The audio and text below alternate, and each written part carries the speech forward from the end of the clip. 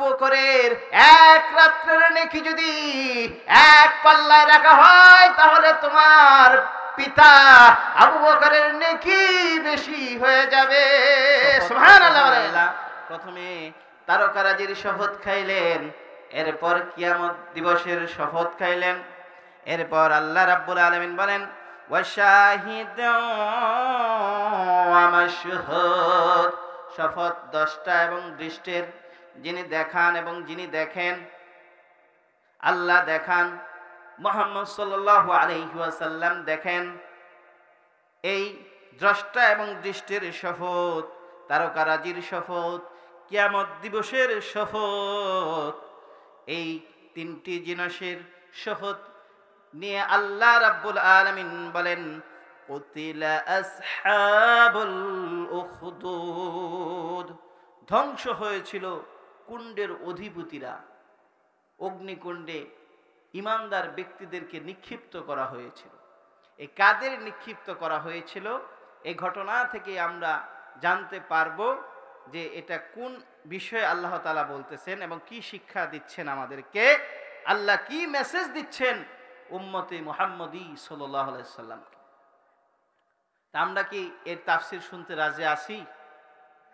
সবাই রাজি আছি? আল্লাহ আমাদের সবাইকে কবুল করুন, বলেন আমিন। যিনারা মাঝখানে খালি জায়গা রেখে পিছনে বসে আছেন তারা একটু কষ্ট করে আপনারা একটু সামনে আসুন, সামনে বসুন, খালি জায়গা রাখবেন না। খালি জায়গা রাখলে আলোচনার পরিবেশ নষ্ট হয়। একটু কষ্ট করে একটু এগিয়ে আসেন।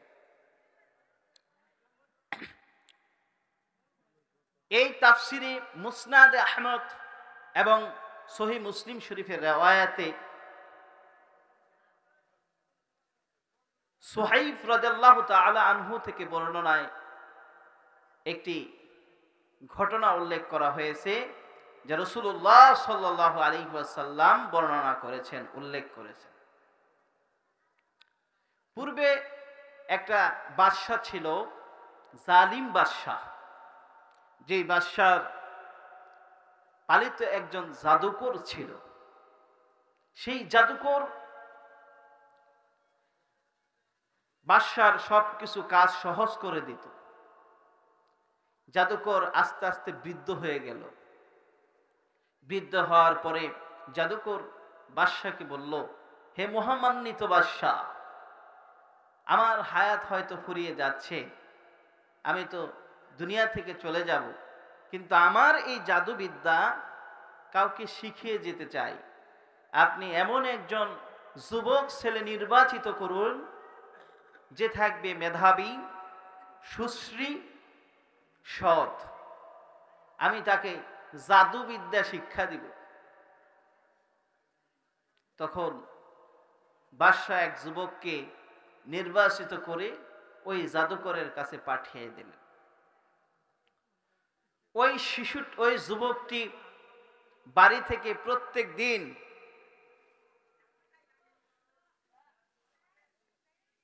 ওই জাদুকরের কাছে জাদু শিক্ষা করার জন্য যায়। পথিমধ্যে আল্লাহর ওলির সাথে সাক্ষাৎ হয়। তার খানকার মধ্যে সে কিছুক্ষণ আল্লাহর ইবাদত করে আর কিছুক্ষণ ওয়াজ নসিহত করে। ওই আল্লাহর ওলির নসিহত, আল্লাহর ওলির জিকির ওই যুবক ছেলেটির অন্তরের মধ্যে এমন ভাবে প্রবেশ করে, ওই দিকে সে আকৃষ্ট হয়। তারপর সে ওই ওলির খানকার মধ্যে বসে পড়ে। কিছুক্ষণ বসে আবার তার উস্তাদের কাছে জাদু শিক্ষার জন্য যায়। এখন এইখানে যে কিছুক্ষণ দেরি হয়, এটার জন্য ওই উস্তাদে তাকে অনেক কষ্ট দেয়, দুঃখ দেয়, বেত্রাঘাত করে, চাবুকের আঘাত করে। আবার বাড়িতে আসতে সময়ও ওইখানকার মধ্যে কিছুক্ষণ বসে, যাতে বাড়িতে আসাটাও তার দেরি হয়ে যায়, বাড়িতেও সে অত্যাচারিত হয়। এভাবে চলতে চলতে সে প্রত্যেক দিনে শিক্ষা গ্রহণ করে। শিক্ষা গ্রহণ, জাদু শিখতেছে, আবার ওই অলির সহবতেও থাকতেছে। অলির কাছ থেকে শিখে আল্লাহর বাণী, আল্লাহর কালাম, যেটা কলবের মধ্যে যায়, যেটা হৃদয়ের মধ্যে যায়। আর জাদুকরের কাছে শিখে জাদুবিদ্যা, দুনিয়াবি বিদ্যা, মিথ্যার বিদ্যা। এখন একদিন রাস্তা দিয়ে যাচ্ছে, যাওয়ার সময় দেখে বিরাট একটা জন্তু, প্রাণী পুরোটো রাস্তা আটকিয়ে রেখেছে। সেই রাস্তা থেকে ওই জন্তুটিকে সরানোর মতো কেউ নাই। 100 জন মিলে ওই জন্তু সরানোর জন্য চেষ্টা করতেছে, ওই প্রাণীকে সরানোর জন্য চেষ্টা করতেছে, কিন্তু কেউ সরাইতে পারতেছে না। তখন ওই যুবক ছেলেটি বললেন, আল্লাহ কার প্রতি সন্তুষ্ট আজকে দেখা যাবে। ওই আল্লাহর ওলি, সে যা শিক্ষা দিয়েছে ওই জিনিসটার নাম নিয়ে আমি এই জন্তুকে ঢিল মারব, আর ওই জাদুকর যা শিক্ষা দিয়েছে তাও আমি বলবো, দেখব যে কোনটায় এই জন্তুটি ধ্বংস হয়। যুবক ছেলেটি ওই জন্তুর দিকে তাকিয়ে একটি পাথর হাতে নিলেন। পাথর হাতে নিয়ে আল্লাহ রাব্বুল আলামিনের নাম নিয়ে একটি ফুঁক দিয়ে পাথরের মধ্যে ছোট একটি পাথরের দানা আল্লাহর কাছে ফরিয়াদ জানালেন, আয় মাবুদ পাক পরওয়ারদিগার, এই যে পাথর দিয়ে ঢিল মারতেছি, এটা দিয়ে যদি জন্তুটি মারা যায় তাহলে এই সমস্ত মানুষ আপনার দিন গ্রহণ করবে। আর যদি জাদুবিদ্যার বিদ্যা সত্য হয়ে যায়, প্রমাণিত হয়, তাহলে আপনার দিন বাদ দিয়ে জাদুবিদ্যার, কুফুরির বিদ্যা, কুফুরিতে মানুষ লিপ্ত হবে। উপরের দিকে আল্লাহ রাব্বুল আলামিনের কাছে প্রার্থনা করে যখন ওই ছোট্ট পাথরের দানা দিয়ে ওই জন্তুকে ঢিল মারলেন, ঢিল মারার সাথে সাথে এই বড় প্রাণী, যাকে 100 মানুষ অনেক যন্ত্র দিয়ে, অনেক কিছু দিয়ে মারতে পারলো না, সরাইতে পারলো না, ওই ছোট্ট পাথরের দানার আঘাতে সাথে সাথে ওই জন্তুটি মারা গেল। সুবহানাল্লাহ ওয়ালহামদুলিল্লাহ লা ইলাহা ইল্লাল্লাহ সুবহানাল্লাহ ওয়ালহামদুলিল্লাহ লা ইলাহা ইল্লাল্লাহ লা ইলাহা ইল্লাল্লাহ মুহাম্মাদুর রাসূলুল্লাহ সাল্লাল্লাহু আলাইহি ওয়াসাল্লাম।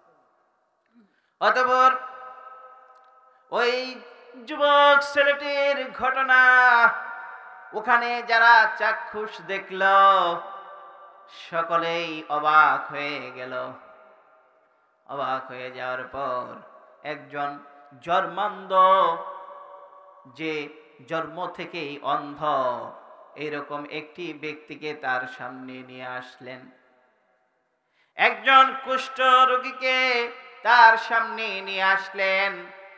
বললেন, তুমি কি এমন বাক্য বললে যেই বাক্যের বিনিময়ে ছোট্ট পাথরের দানার আঘাতে এই বড় জন্তুটি মৃত্যুবরণ করলো? ওইরকম কোন বাক্য যদি তোমার জানা থাকে তাহলে এই জন্মান্ধকে তুমি দৃষ্টি দান করো, আর এই কুষ্ঠ রোগীকে তুমি ভালো করে দাও। যুবক ছেলেটি বলল, আমার কোনো শক্তি নাই, আমার কোনো সামর্থ্য নাই, সব করে মহান আল্লাহ রাব্বুল আলামিন। আপনারা যদি আল্লাহর দ্বীনকে স্বীকার করেন, আল্লাহর পয়গাম্বর তখন ছিল ঈসা আলাইহিস সালাতু ওয়াস সালামের নবুয়তের যুগ। আল্লাহর পয়গম্বর ঈসা আলাইহিস সালাতু ওয়াস সালামকে নবী এবং রাসূল হিসেবে মেনে নেন। তবে আল্লাহ রাব্বুল আলামিন তার ক্ষমতা বলে এই জন্মান্ধ ব্যক্তিকে দৃষ্টি শক্তি ফিরিয়ে দিবেন, কুষ্ঠ রোগীকে কুষ্ঠ রোগ থেকে ভালো করে দিবেন। আল্লাহ রাব্বুল আলামিনের নাম নিয়ে ওই জন্মান্ধ ছেলেটির চোখে হাত দেওয়ার সাথে সাথে চোখের দৃষ্টি ফিরে পেল। সুবহানাল্লাহ বলেন। এবং আল্লাহর নাম নিয়ে কুষ্ঠ রোগীর শরীরের মধ্যে হাত বোলালে সাথে সাথে সকলে ওই কুষ্ঠ রোগীটি ভালো হয়ে গেল।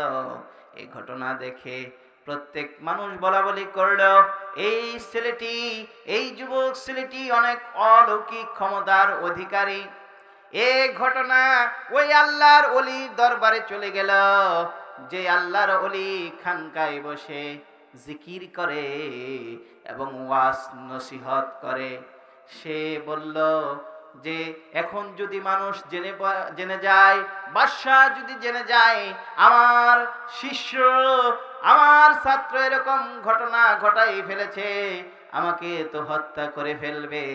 সাথে সাথে ওই যুবক ছেলেটিকে ডেকে পাঠালেন, এই যুবক শোনো, তোমার দ্বারা এত বড় ঘটনা ঘটে গিয়েছে, শুনে নাও।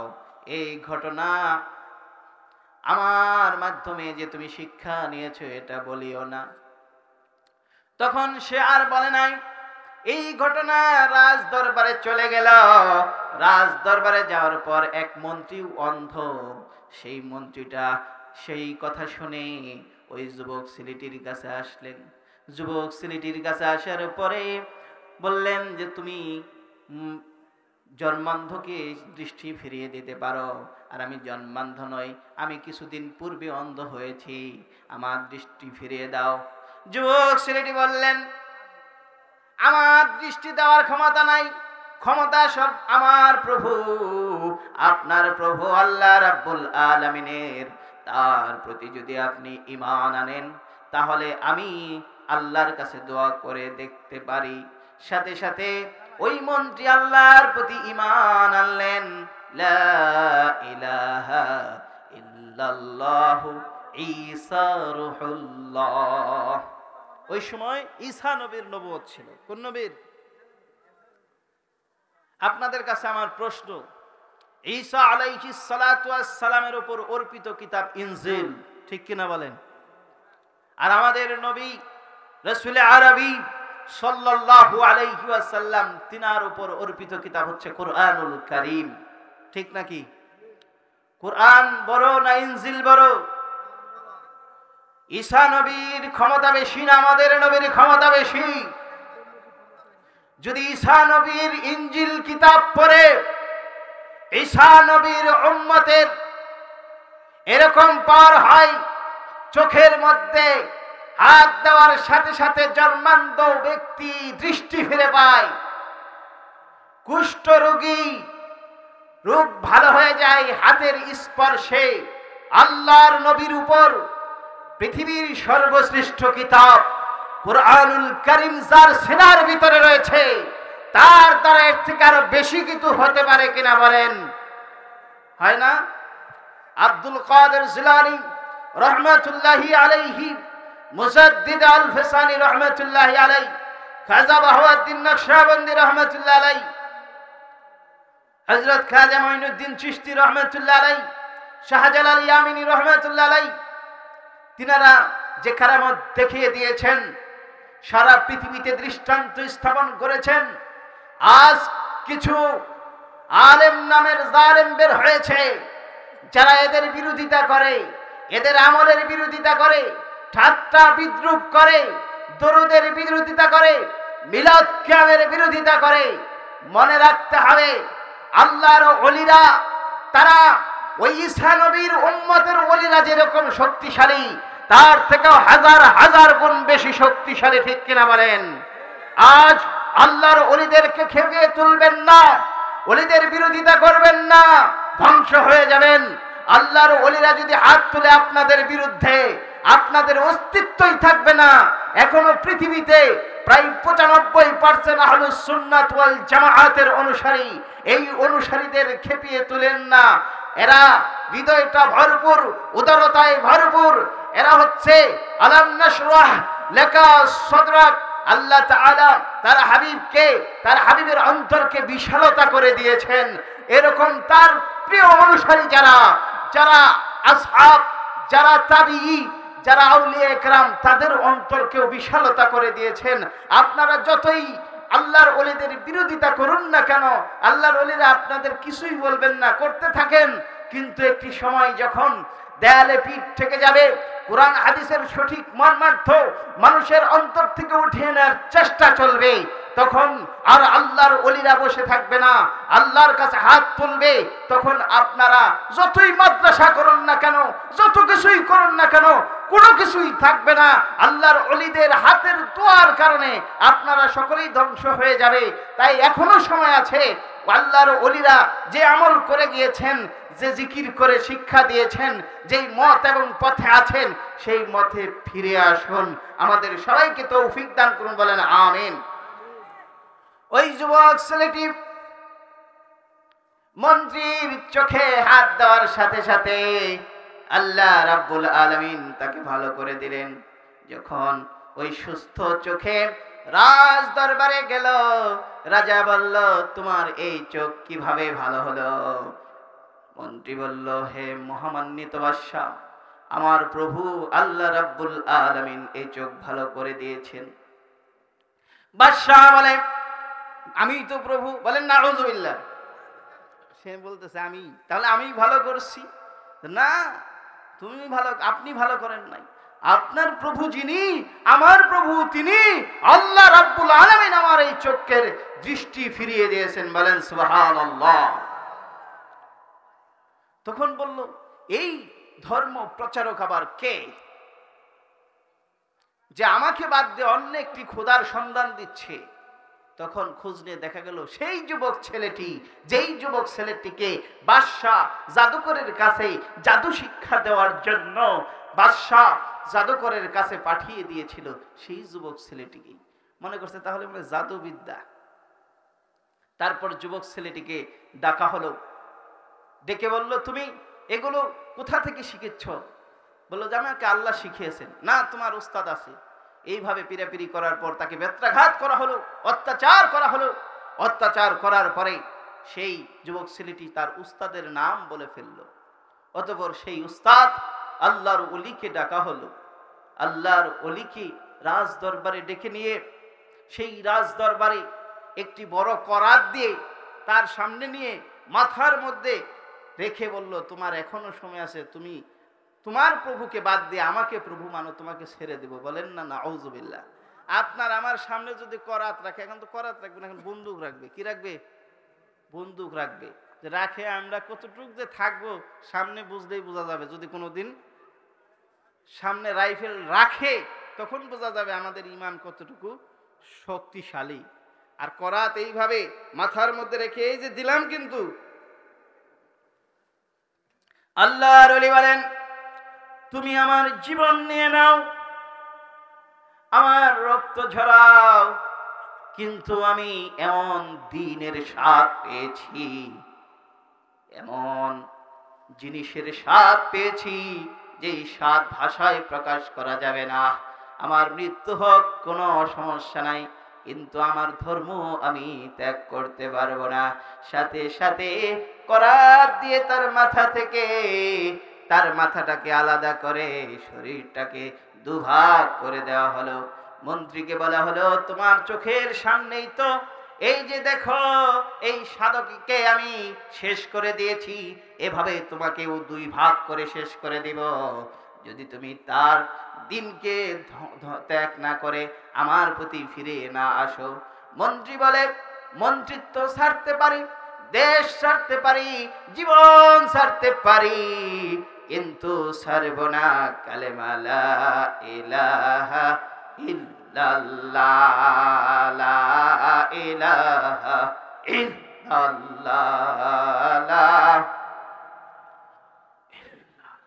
লা ইলাহা ইল্লাল্লাহু মুহাম্মাদুর রাসূলুল্লাহ সাল্লাল্লাহু আলাইহি ওয়াসাল্লাম। সাথে সাথে ওই মন্ত্রীকেও করাত দিয়ে দুই ভাগ করা হলো। একটু নিজেকে ওই সময়ই নিয়ে যান, যদি আপনাকেও এইভাবে করাত দিয়ে দুই ভাগ করা হতো আপনি কি করতেন? অতঃপর যুবক ছেলেটিকে বলা হলো, তোমার চোখের সামনে তোমার উস্তাদকে মেরে ফেললাম, তোমার এই যে তোমার দ্বারা যেই মন্ত্রী উপকৃত হয়েছিল তাকেও মেরে ফেললাম, এখন তোমার পালা, তোমাকে মেরে ফেলবো, কিন্তু তোমাকে এভাবে মারবো না, তোমাকে পর্বতে নিয়ে সৈন্য দিয়ে পর্বত থেকে নিক্ষেপ করে তারপর হত্যা করব। অতঃপর পর্বতে নিয়ে যাওয়া হলো। পর্বতে নিয়ে যাওয়ার পরে তারপর তাকে পর্বত থেকে যখন নিক্ষেপ করা হবে, ঠিক সেই সময় ওই যুবক ছেলেটি আল্লাহর দরবারে ডেকে পাঠালেন, ডাক দিলেন, আল্লাহ রাব্বুল আলামিন, আপনি আপনার দ্বীনকে প্রতিষ্ঠিত করার জন্য এই সৈন্যদের হাত থেকে আমাকে বাঁচান। সাথে সাথে ওই পর্বতকে আল্লাহ নাড়িয়ে দিলেন, পর্বতের ভিতরে ভূমিকম্প সৃষ্টি হলো, এত ভূমিকম্প হলো সমস্ত সৈন্য পর্বত থেকে পড়ে মৃত্যুবরণ করলো, কিন্তু ওই যুবক ছেলেটি মৃত্যুবরণ করলো না। ওই যুবক ছেলেটি সুস্থ দেহে আবার রাজ দরবারে চলে আসলো। রাজা তাকে দেখে অবাক হয়ে বলল, তোমার তো এখানে আসার কথা নয়, তুমি তো পর্বতের নিচে থাকার কথা, কিভাবে আসলাম? তখন বললে, হে বাদশাহ, আপনার এখনো সময় আছে, এক আল্লাহ রাব্বুল আলামিনের প্রতি ঈমান আনুন, আপনার নিস্তার হবে। আর আপনি যেই সমস্ত সৈন্যদেরকে পাঠিয়েছিলেন সমস্ত সৈন্যকে আল্লাহ রাব্বুল আলামিন হত্যা করেছে। তারপর আরেকটা বুদ্ধি করলো, ওই বাদশা বলল, সময় কম, এই জন্য তাড়াতাড়ি পড়তেছি, মাত্র আর 5 মিনিট সময় আছে আমার, একবারে সময় কম।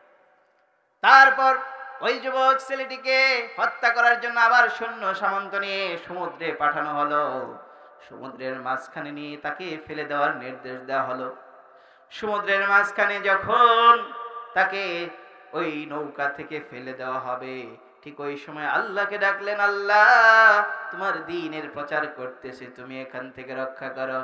সাথে সাথে সমুদ্রের মধ্যে এত ঝড় আসলো, ঢেউয়ে ওই নৌকা ডুবে গেল, সমস্ত সৈন্য সমুদ্রের মাঝখানে পড়ে মৃত্যুবরণ করলো। আর সেই যুবক ছেলেটি অজ্ঞান হলো। অজ্ঞান থেকে উঠে দেখে সে পারে উঠে আসে একবারে কাছাকাছি, যেখানে সে নিরাপদে আছে। এরপর সে উঠে আবার রাজ দরবারে গেল। বাদশাহ তাকে দেখে অবাক হয়ে বলল, তুমি হত্যা হওনি, তুমি মারা যাওনি। তখন যুবক ছেলেটি বলল, আপনি যাদেরকে পাঠিয়েছেন সমস্ত সৈন্য মৃত্যুবরণ করেছে, আর আল্লাহ রাব্বুল আলামিন আমাকে বাঁচিয়ে রেখেছে। সুবহানাল্লাহ বলেন। আল্লাহ রাব্বুল আলামিন আমাকে বাঁচিয়েছেন। হ্যাঁ, আপনি তো আমাকে মারতেই চাচ্ছেন, আমি আপনাকে বুদ্ধি দেই আপনি কিভাবে মারবেন।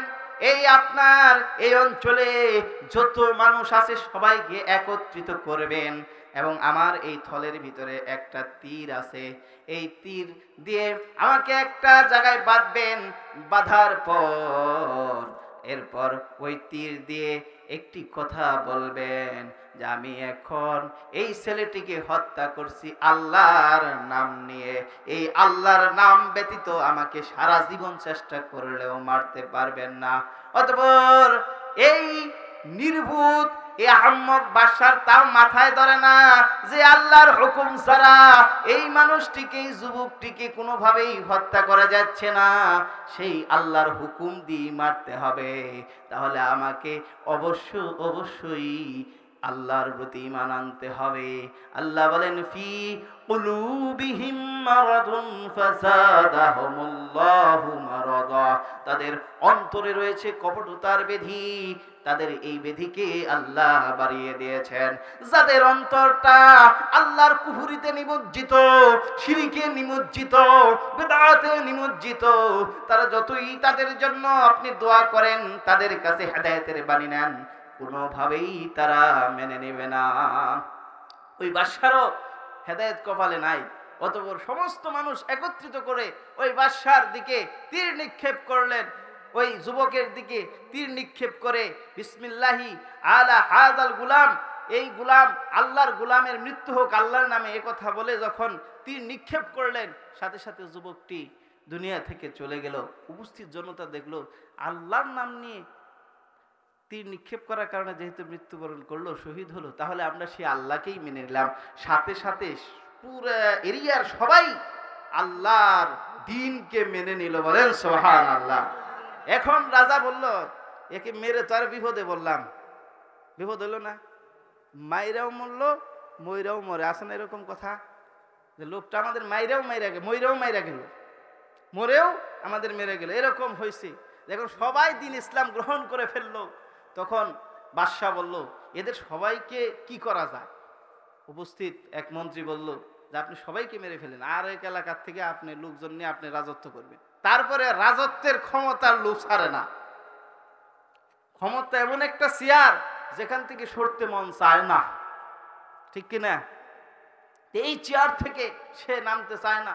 সে বলে যে আমি আল্লাহকে মানব না, তবু এদেরকে হত্যা করে হলেও আমি যে প্রভু এটা মানুষকে প্রমাণ করব আমি। অতঃপর সবাইকে হত্যার জন্য একটা বিশাল বড় অগ্নিকুণ্ড, কুণ্ডলী, বড় বড় পরীক্ষা, পুকুরের মধ্যে ছোট ছোট আমাদের যে পাগার আছে না, এরকম খনন করে সেখানে অনেকগুলো খড়ি দিয়ে সেখানে আগুন ধরিয়ে দিলেন। এই আগুনের মধ্যে নিক্ষেপ করা হবে, যদি তোমরা কালেমা ওই কালেমা মানো, আর যদি আমাকে মানো কাউকেই এখানে নিক্ষেপ করা হবে না। অতঃপর তারা বলল আগুনের মধ্যে ঝাঁপ দিব, তবু আল্লাহর কালেমা যেটা আমাদের ভিতরে প্রবেশ করেছে তা ছাড়ব না। অতঃপর সবাইকে এইভাবে একে একে শহীদ করা হলো। একটি মানুষও ওই রাজার কথা শুনলো না। আল্লাহর কালাম যাদের অন্তরের ভিতরে প্রবেশ করে, এই ঈমানের নূর এত বড় নূর, যেই নূর থেকে কেউ সরতে পারে না। সম্মানিত হাজিরিন, অতঃপর একটি যুবক, একটি শিশু বাচ্চা, দুগ্ধপুষ্যু, আমাদের দ্বিতীয় বক্তা এসে পড়েছে, আমি শেষ করে দিব, একটু নারা দিয়ে, নারায়ে তাকবীর, নারায়ে রিসালাত। আর একটু কথা। অতঃপর সম্মানিত হাজিরিন, একটি দুগ্ধপিশু শিশু কোলে রেখে মা, সেও ইসলাম গ্রহণ করেছে, সেই মাকে সেই অগ্নিকুণ্ডে নিক্ষেপ করবে। সেই সময় সেই মায়ের সন্তানের প্রতি ভালোবাসার উদ্রেক হলো। বলল, এই শিশুটিকে রেখে যদি আমি মৃত্যুবরণ করি, তাহলে এই শিশুটিকে খাওয়াবে কি? মাত্রই কিছুদিন জন্মগ্রহণ করেছে, কিছুদিন আগে। এরকম যখন ঈমানের নড়বড় অবস্থা, আল্লাহ রাব্বুল আলামিন ওই শিশুটিকে জবান দিয়ে দিলেন। শিশুটির জবানে বলল, মা। মায়ের সন্তানের প্রতি ভালোবাসা থাকবে, হাই সত্য, কিন্তু সবচেয়ে বড় জিনিস হচ্ছে ঈমান। আপনি আমার প্রতি সামান্য ভালোবাসার কারণে মহা ভালোবাসা, মুহাব্বত ফিল্লাহ, আল্লাহর প্রতি ভালোবাসা, দ্বীনের প্রতি ভালোবাসা ত্যাগ করেন না।